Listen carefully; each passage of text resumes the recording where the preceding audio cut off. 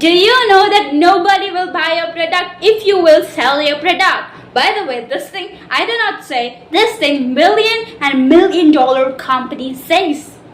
Nobody will buy your product if you will sell your product, if you will talk about your product. And even if doesn't matter if your product is having really great feature, doesn't matter your product is having really high quality, quantity, doesn't matter how much it is benefiting your customers and clients. Doesn't matter in long term how much wealth it can generate to your clients. But still, nobody will buy your product. Doesn't matter how much great your product is. Doesn't matter how much great your sales skill is. This thing is not said by me. This thing is said by $1,000,000,000 company. By the way, this thing also is applied by them. They do not sell their product. You're being tricked. But why not to sell your product? Because when you sell your product, most of the people create this misconception in their mind that, hey, you can find better option on the Amazon. You can find better option nearby store of yours. You can find better option on the Miso. You can find better option. Or if your product is much more better, of higher quantity, then you can find cheaper product, but you can still sacrifice on the quantity part, but you're finding cheaper. Or you're saying that, hey, your product is cheaper, then audience can say to you, people can say to you that, hey, they can pay high, they can pay expensive, and even they will get higher quantity product, but why they should buy yours? And that's what happened. And that thing actually is also found in the research, in the data, that most of the time people do this, and that's why they do not buy your product. And specifically when you're talking about the great quality of your product and when you're doing those sales, and that's why people do not buy your product.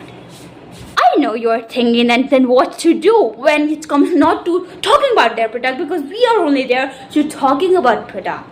We're only there to selling our product. You're saying not to do both. Before there was a trend to just talk about our product, tell the great qualities. Trend came that, hey, have great sales skills. Now we are having great sales skills. You're saying not to apply both, and neither we are having benefit from it. Then what to do? Specifically, you're saying that billionaire unicorn companies are saying it? Yes, and that's what's the thing. But these all were good baatein. Achhi baatein. But what's the solution? The solution is, first of all, you do not have to sell your product. You have to convert that selling into serving. Convert that sales into service. Selling into service. And the same thing these all brands do. Apple, Nike, these all brands. Adidas, and those are all brands. Let's take the example when it comes to Apple, and specifically when these all $1,000,000,000 companies are not having the best product, best quality product, best feature product. When you take the example of Apple, aren't there much more better phones than Apple who are having better features, great features? There are. Nike, aren't there better shoes, better quality, better comfort? There is. But what's that thing? What's that's the thing? They serve. They don't sell. They don't sell. And what's the difference between service and sales? When you're doing sale, what you're saying that, hey, this is the greatest thing. You're talking about the price. Hey, this is cheaper, that is expensive. This is cheaper, that is expensive. Comparatively, other products are so expensive. This is cheaper. You're saying those all great qualities, those all great things about your product. And that's what. And as I given you the example before, people can find much more better options. And in this world, there are much more better options. And people can neglect your product just by saying it. But what's actually service? What's actually service? For this, 3 things are there. 3 steps are there. What actually is service? And why it is important? And who exactly said this? Let me just tell you. Recently, one event happened of Tony Robbins. It was actually only for limited people, literally so much limited people, which also includes me.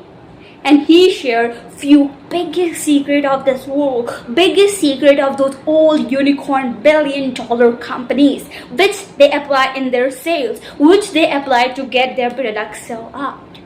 And that's what actually is exactly service and why you should do service. Let me just give you what actually service is. As I give you an example of what actually sales is, services, you must have seen that lots of time when you go to beauty parlor, lots of time when you go to lots of places, you find these kind of people who are giving free advice that, hey, you should use this. Recently I have started using this and it is benefiting me. Or they start just giving their advice that, hey, you are having this face type, you should have this kind of haircut. Oh, your body is of this type, you should try this clothes. This give their free advices. And you just love that. And you know most of the time what actually happened, that are valid to you. And lots of times the cases are found that you are like journal, you are just going to buy a bit of thing, and just because of that advice you start just purchasing a lot more expensive, but still you are satisfied and happy with it. Why? So why? Okay, when we go back to the situation, you exactly do not have to copy that person, but you have to be similar. How? Let me just give you the step what you have to follow, because service is not like, okay, you just learn. It's contain 3 steps. What actually service is and how you can be that service person. First, you have to fall in love with your customer, with your client. Look, what actually happened when you fall in love is not real one, but that one that you got. What actually happened when you fall in love?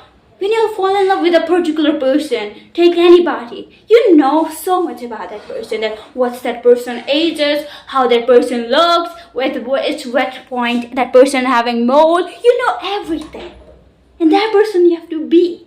You have to know everything. You know what problem that person is having. And then you have to give that instant solution. You have to see that how that person is, what kind of that person is. Indirectly, you have to know your audience and what kind of problem they are having and what kind of situation there is, or they are middle class, whatever, and then you have to give your product. And that's what actually fall in love with your client. Know everything, then give product. But what about you do not know about a product? Then here the second point comes, where you also have to fall in love with your product. What will happen when you will fall in love? It's like I'm giving you the example. When you fall in love, you get to know everything about. You become so curious about knowing about that person or knowing about that thing. See, when you will fall in love with your product, you will start knowing that how is your product is. What kind of quality it is having. What kind of the bad quality is having. At what place its weakness is there. And slowly, you will understand that, hey, what if people will raise question here? How you can cover up? What's the great quality? And likewise, you can also give that advices, that quality, you can sell it. And that's what the second point is. And third point, same you have to do, fall in love, but with outcome. By lots of time what happened? People fall in love with their clients. Lots of time people fall in love with the product. They say that how it will help you, how it will do this thing to you. They also give product. But they stuck here.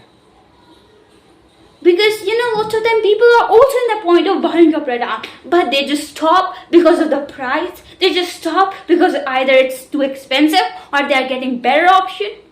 But if you have this, people won't gonna go away from you, which is actually fall in love with your outcome. When you take the example of Nike, iPhone, they just give a really very remarkable outcome that, hey, this is what the outcome is.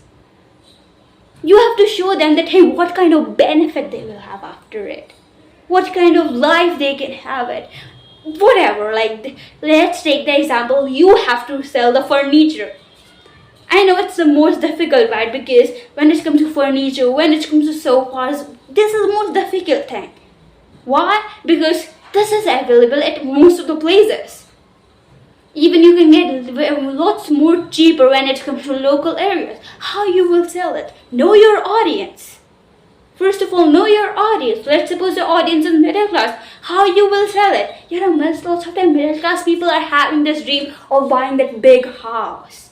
Royal house. Expensive. You can say them that, hey, you can have that too. What actually matters for it? If you're selling that paint, say that, hey, it will make your house look beautiful, that all. It will not contain that sealant. Or you can say that, hey, what's the major thing which makes rich people's house more good looking? Is the sofas, is the bed. And just connect with their emotions. And that's what.